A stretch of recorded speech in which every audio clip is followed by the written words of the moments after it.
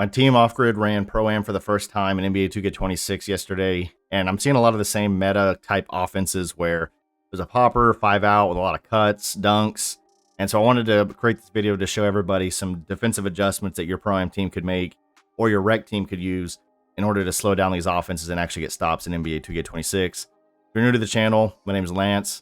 I was in the NBA 2K League for 6 seasons. I won a championship with Bucks Gaming. For the last 2 seasons, I was a head coach for USA Basketball in the eFIBA competition, and we've won 2 gold medals. So I have a lot of experience when it comes to high-level Pro-Am and NBA 2K offenses and defenses. Okay, so first things first, when it comes to defense in this game, you got to have a baseline of what you're going to run. So we ended up starting in the 2-3 zone, but the 2-3 zone wasn't working because the center kept popping. And so I ended up making the adjustment to call it a 3-2 zone, but with certain aspects of our defense that you need to also have. So for personnel, 2 7-4s in the corner, 2 6-5 wings, 1 6'8" guard. This isn't, I wouldn't say the meta lineup, but just to give you an idea of what we're running. So 3-2, we put our best defender in the middle. That's because sometimes if they need to, they can drop back, play the lanes, also play the paint. It can drop back into a 2-3 zone, if that makes sense. So it's almost like an extended 2-3, it's a 3-2. Make sure you have the personnel to play this game. When it comes to the 7-4s and the bigs, like right here's the big for their team, they will shoot over the guard. So you need to have people in positions that understand personnel where people are going. So for us, this is a 6'5 guard. The center wasn't killing us yet, but you need to understand. So let's say this guard was 6'8 and this one's 6'5. Try to always maneuver if they're going to set up the same way on offense, like your personnel to match their personnel, but stay in the personnel of the zone. Okay, for clip number 1, we're going to talk about one baseline here of defense that I like to implement, and that is wing cuts in the corners taking the cut, but it's all about positioning with your wing. So I'm gonna play the clip here. We'll kind of talk about it. We have a wing cut on the left. I drop, take it. We end up getting the block there. But the concept with this play, there's a lot that goes into it, even though it's pretty simple, but it's a lot of positioning. So early up the court, we have nobody on the wing. So our 2 middle people are gonna play this. Now I have a guard on my wing. We have a single side big on this backside that's 1-on-1 here. So they have to stay with their man. I have options on this left side. We can rotate, we can do a lot of stuff, but rule number 1, this wing cut, if it's a guard on guard, you have to communicate. You could tell your guard to take the cut if you're the corner man. But early game, they weren't really passing to the corner. I told my guard, you need to play south of your man. So they need to be lower, a little bit lower, bump the cut to help a little bit, or they're just going to cut freely. We shouldn't really be pinching because we have a double pinch coming already here with one on the left, one on the right. So we shouldn't even be in pinch location. You need to be in help location, which is south of your man, more to the baseline. I'm going to take the wing cut. I'm going to take the wing cut. My wing fills my corner. I don't trust it. I don't fully go, but I end up going late. I still get the block. But you see, here's a baseline of 1 set when it comes to this defense. And again, make sure all your defenders are doing something. Up the court, we have some crazy mess happening. Our wings doing nothing. They should already be up blitzing, doing anything to help. You can even stay in this position to help cover lanes, whatever you need to do. Always as a defense, be active, be doing something to help us. Don't be in a position where you're not doing anything. And then to get a better look to make it less messy, here's the clipboard version. I'm going to kind of walk through. So right now what we have is more or less this, and we have our guard doing nothing.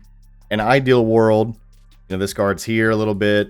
In an ideal world, what we're doing here, if this is a screen being set or any kind of weird action happening, is our guard is not just standing over here doing nothing. They're actually up here being active. And as this guard goes right, we're just going to blitz this because we should have a rotation off the backside already happening, or the middle person just ends up playing this cut down from this person. So your 2 options here is we play the sides. We just jump it, be aggressive, try to go for a steal here because we have numbers.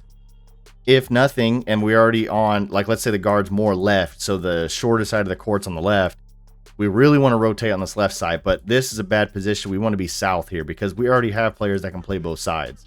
And so we don't need the pinch point. We need the rotation point where you can get to the corner.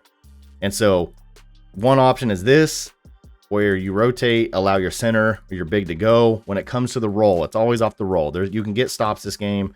When it comes to this, if they drive in, stick dunk, you can get stops. I have gold paint patroller. That's one. Your second option is going to be if you don't want to play it like that and this person's come to set it, this person goes into the man, but you have to take away the right side of the court. And then this person's going to play in the drop coverage when it comes to any roll off that. Now, Secondary thing is, if this person cuts off this screen, I'm taking this. And they're filling in. Because it's our rotation point and we're still playing up. This person has nowhere to go. So if this person goes left, you just follow it left and now you're on ball. So I hope that makes sense when it comes to the clipboard breakdown of this. And here's a perfect example of what I'm talking about when it comes to cutting off the wide side in the 3-2, especially with what they're doing. So again, here's their center. We have our guard. They cannot play this cut. So if the center cuts, the corner's gonna take it. So he ends up cutting a little bit. This person's job now is to run in the corner, allow the center to take this, but we do our return back. So the center comes up. Now, if he goes back down, we just got to be players. That's just good centers. They will see what the defense is doing, but that's not what happens here. So we should do a return back where our center returns back. You could just chase it and have our center just play back in. Again, you can switch things up. It doesn't always have to be this way or nothing, but we want to return back to our general defense. This player needs to be aggressive here. You got to come up. You got to blitz. You got to cut this off. You do not allow this guard to get right here because we have everything set up. We have our south back point or our south drop point over here. He's playing south on his man. Could be a little bit more just because we don't want to allow that wide open shot. And you could rotate me into the paint with this rotation point. They have bad spacing on the left here. We have a perfect setup here. But we allow the guard to get right. We're in bad position and they go get a free dunk. So again, the positioning, when it comes to that, it matters. And you want to be on the same page with little things like that. Okay, this clip here, it's a good just showing of your middle defender playing the back end here for this pick and roll. So now we're in a set where whether it's your power forward lock, it doesn't matter. We talked here, we're playing back end, we're playing drop coverage here or the back end of this PNR set that's happening. And so now you're the primary fight over. You could switch it if you want, but now we end up playing, they're still dropping like a power forward would. Easy stop, but again, it's just changing the defense up just a little bit here and a little bit there just to keep the defense confused.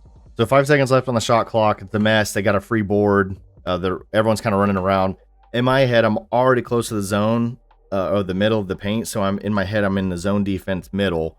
And so I want to zone anything that comes to the middle. But again, the center's a popper. He ends up going to run out.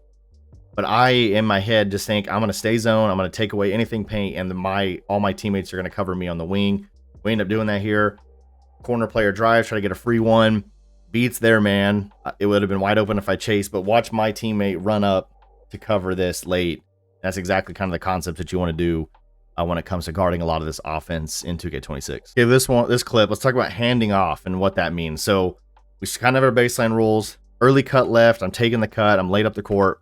My teammate feels we still should do a better job here of cutting this off. There's nothing else happening. I'm already paint, but you'll see here, this player is going to pop out and we hand off everybody. So whether it be, let's say this player is up here doing their job a little bit better here, blitzing this hand, getting us a steal.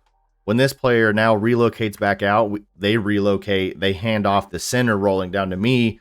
But let's say the center pops left wing here, just to get a little hypothetical. The center pop left wing, they slide, I slide back out, and we're back in our set. We're back in our set defense. But they don't end up doing that. But we do a great job here of kind of filling the zones that we're supposed to be responsible for and then handing people back off into their zone that they're responsible for. And overall, you play like this, you're going to get a lot of stops in this game. And then I want to show this clip just to get back into like a normal set. So here we call out, center's coming to set it. I'm just going to play the back end, but I'm sitting super low paint, telling them I got anything paint. Roll comes down, I got the drive. Now they do a good job of kicking out late, but this is just where, again, you can switch it up. It's not really just about this one possession, just showing that you could just put one of your bigs in the back end. And again, just throwing the defense off, throwing them different, or the offense off, throwing them different looks and keep them kind of guessing on what they can get to on offense or like what we're doing. Because if you stay in the same defense, you run the set thing every single time, they're going to end up adjusting. They're going to find the breaking points of your defense. And so being able to mix those things in, if you're rotating, if you're just playing normal coverage, if you're blitzing, like be able to mix all those things in, have your set rules in place, and then try to just live by the rules. And if they start breaking it down, have your plan B, plan C kind of already implemented on how you want to adjust your defense or move your personnel around to be able to counter teams. And the last clip here, we're up a good amount. We're up 12, so we got this game. But just again, a final closeout of like us not being on the same page, maybe people doing too much, kind of easy to see.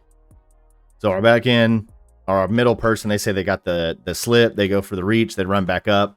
I see that they run back up, but I don't hear any rotation point from the right. And this could be my fault too. I'm not blaming anybody else, but rotation point comes from the right. I really should be on my person because, again, there's no one right wing. So it really is the right center's job to go. But this just goes to show like things happen in the moment. Our wing guy is in a perfect position though. Now, whether or not they got the contest, I don't know. I don't have contests on, but this is a great spot to be when you're in this help. If this wing guy was really good, he would, flare up just a little bit just to give a little bit more room. But again, just make sure to communicate. That's the biggest thing. And if you do that, you're gonna get a lot of stops in 2K26, or at least make the offense a little bit harder. That'll do it for this video. If you're a content creator and you are tired of writing your own titles, description, and tags, or you just want the best ones, check out a tool I use in the description below called Launch Lens. It helps me with all my videos. It's really good. It will do pretty much everything for you. If you want to try out for off grid, or you want to play Pro-Am or Rec, there's a Discord in the description below. If you found this video helpful, consider subscribing, and I'll see you in the next one.